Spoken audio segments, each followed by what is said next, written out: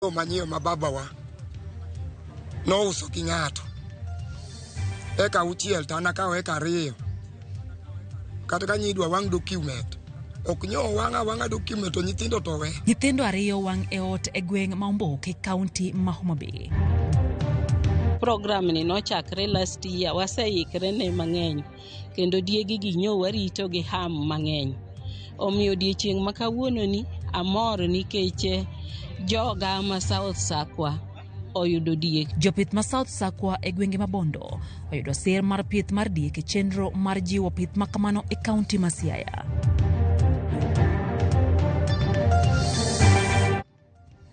Machiegni nyakoro mgajwange cheno ni markagi kacha nyinga Lydia Hokeyo. Jo Kenya koro ikwayo mondo ohore kaluwore ni sirikal oseketo kare chenro mag siro jotuo e pacho ka ahinya to mago mayande yudo kony kawuok e sir manichiwo kod piny mar Amerka masani ochungi.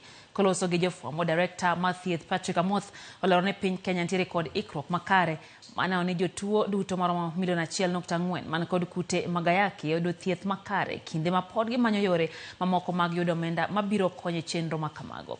Tok piny Amerka chungo chenro mag siro pinje madongore ahinya e yore thieth. Thoth kembe pacho kae koro chako chungo chenro magi kaluoro koro nitiere ni oganda mathoth nyalo biro hinyore kaluore kod rem mar mwandu mag timo kamano. But I want to assure Kenyans that we have sufficient stocks of HIV commodities, be it antiretrovirals, be it the testing commodities. We have strengthened our supply chain pipeline in the last 1-2 years to ensure that at any given time we have more than 6 months of stock.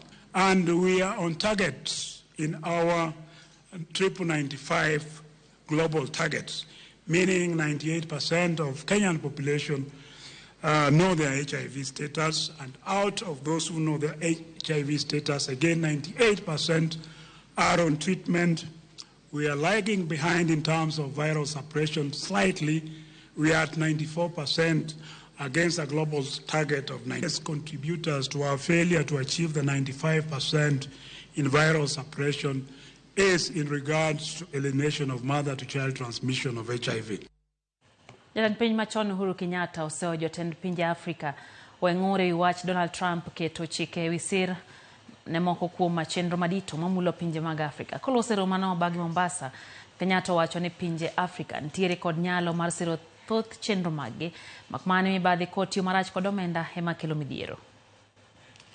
I saw some people the other day crying, oh, I don't know, Trump has removed money. He said he's not giving us any more money. Watu wanalia. Why are you crying? It's not your government, it's not your country.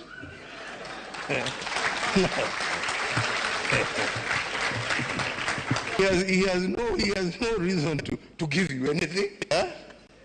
This is a wake-up call for you to say, okay, what are we going to do to help ourselves? Instead of crying, tujiulize, what are we going to do? Haya ametoa hiyo pesa, sasa tutafanya namna gani jameni? What are we going to do? Yeah?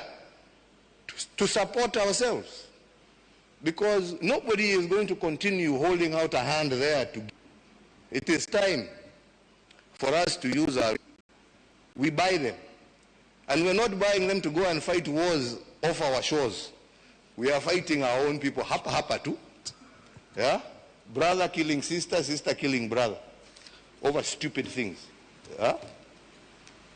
Let us work together to bring an end to all of that and to focus ourselves on those issues that really matter for our people.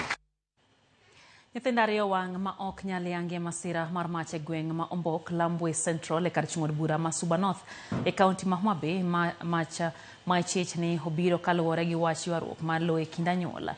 Familia nowacho ni gisebedo ka giyudo buok e wach lowo makoro nokelo tho mar nyithindo ariyo ma johigni 3 ka gidwaro ni obila ma Homa Bay omak jogo ma gichich gi wach tho mag nyithindogo. e dala Christopher Tieno jogweng' mani kod mirima kod chuny lit ne yuoro mar chuwangi masira mar mach mano wang'o nyithindo ariyo ma jogni adek mok nyal yangi mach michichni ne omoki kaluwore gi ywaruok mar lowo mosebedo e kind familia no. Nyithindo ariyo go machielo en wuod Christopher kaachiel kod nyakware ne oweyo odni odhiambo manyoro ka jonyuolgi ne odhi e chiro ema gi kindeno mach ne omuoch mowang'ogi. Wuon dala ne wacho ni tho mar nyithindo ariyo go obiro kaluwore kod ywaruok mar lowo mosebedo ka gidore e kindgi kendo gisebedo ka giyudo buok e ngimagi. Kanyo wawe nyithindo dala ka wawuok wadhi Kipasi minot nyodong kendo mbe nyodhi chiro Malela Kadiyo to ka Kipasi to nyaromo gi masira mane ok ang'eyo ka oda wang'. To kanyora chopo machiegni taneno ka iro wuok tawacho ni jowa owang'o na nyithinde ot nikech nyo en wach manyo asewinjo kanyo wan gi weche mag lowo mane wuon ouso gi ng'ato to lobuno nya duoko pesa mondo akaw eka ariyo to lowo no osebedo gi ywaruok ma chifu nyo wasebedo gi surveyor to pod nyo giwacho mani dhano nyaka tho. E kinde masirano mwandu te mana ni odni bende nowang' molokore buru maonge gima noresi kata achiel ka owuoro gimomiyo ywaruok e wach lo ne nyalo miyo nyithindo maonge ketho tho e yo maket gi mano ka odwa ni obilo tim nonro matut e wachno. Ang'o miyo wang'na nyithindo nikech wach lo manyiyo ma babawa nouso gi ng'ato eka 6 to an akawo eka 2 kata ka nyidwa wang' document ok nyo wang'a document to nyithindo to we ne okawa gi wuoro yang'o miwang'o nyithindo maonge gi ketho to an monego nega. Nino Demeria Tieno wacho ni achije go ne omoko mach gi tok ot kaeto giloro ne nyithindo go eka e odni gi wang' mok nyalo yangi gi ka okoni kuom thuolo malach gisebedo ka ang'eyo ni gin ema giwang'o na ot gi nyithindo e ot to litna nikech nyithindo gi asethagora godo mugikeno nyathi nyarano nyuol ka ni attachment waondo to no en siala e college. Ruoth Malambwe Central oyango ni ripoti wi buok ma familia no osebedo ka yudo ne osechopo e ofisgi kendo ne gisetemo kawo okang' mar temo pie weche ka okoni okang' mar wang'o odni ko nyithinde ei ok en gima winjore kendo achije mitudo kod timni ibiro logo dwaro mar duond chik. Jago ma nyithinde nyo wang' ariyo ot nogochona on Monday ni familia gi othreaten gi mane ong'ise ni biro nege. Koro gima duong' madwani mondo ang'is community ni en ni disputes kata chwanyruok moro amora ok nyal bedo solved ka ng'ato kawo chike lwete. Kata de bed ni ng'ato nokoso ni e yo moro amora nitiere authorities moro amora minyalo ringo tidhire ng'ato ka ng'ato nigi hakia mare. Maendi en dala Christopher kama masira mar mach notimore kowe konego nyithindo ariyo mowang' mok nyal yangi. Familia ni kaachiel kod jogweng' kwayo tendo obila mondo otim nonro margi kendo maki achije michichni no okelo masirani. Ali Abich, Ramogi TV, Homa Bay. Jodak e gwenge mag Magina e ward Makakrao e sub county Masuna East yogo medruok mar rochruok mag arita kwe nyaka sani nitiere ji ariyo mano chadhi kod beti mapod dhi nyime kod yudo thieth osiptal ma St Joseph Ombo Mission Hospital. Sol Okoth ma en japuonjre mbalariany ma Dedan Kimathi na achiel kuom jogo manoyudo thieth kata mayudo thieth bang' kweth mar rawere manomanre kod beti chadhe chieng' tarik 21 dwene. Okoth noriko wuok e arita e liel seche magotieno e kinde mano monje kod jonjore 4 momanre kod beti. Darita kwe gwenge mag Suna East wacho ni ji 4 osemake kotenre kod monjno ma osebedo kadhi nyime gwenge mag Magina.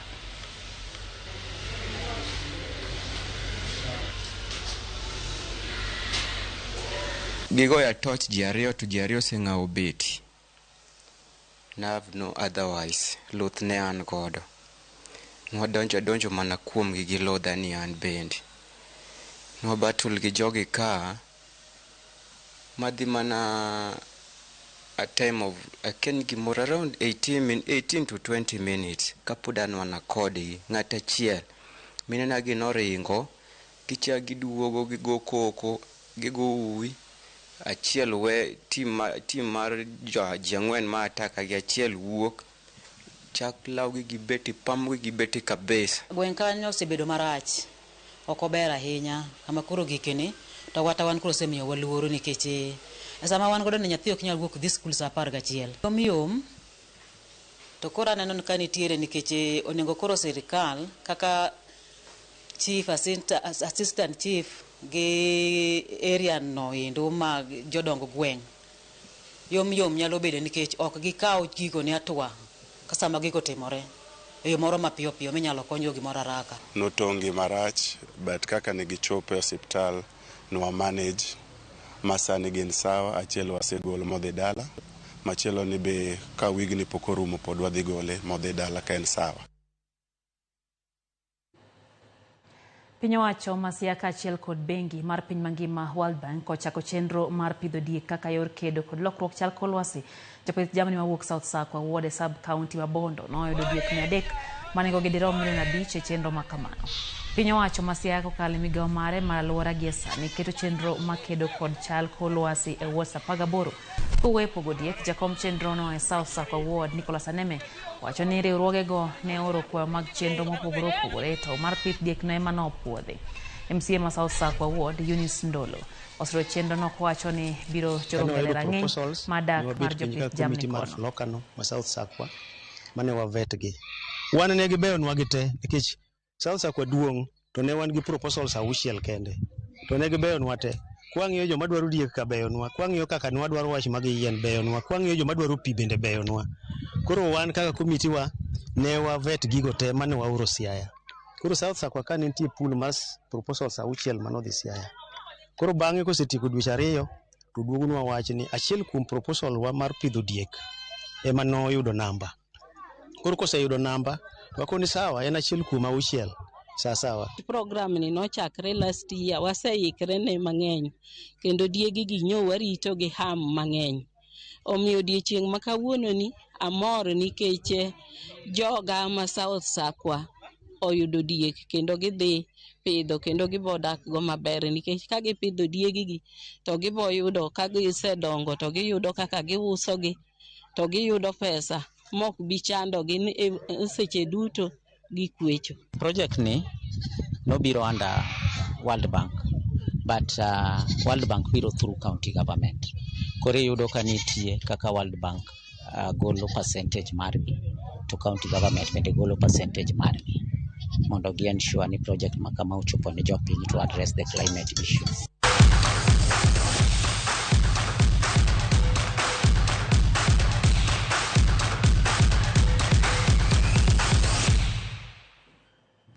Team mar Kenya Sports Authority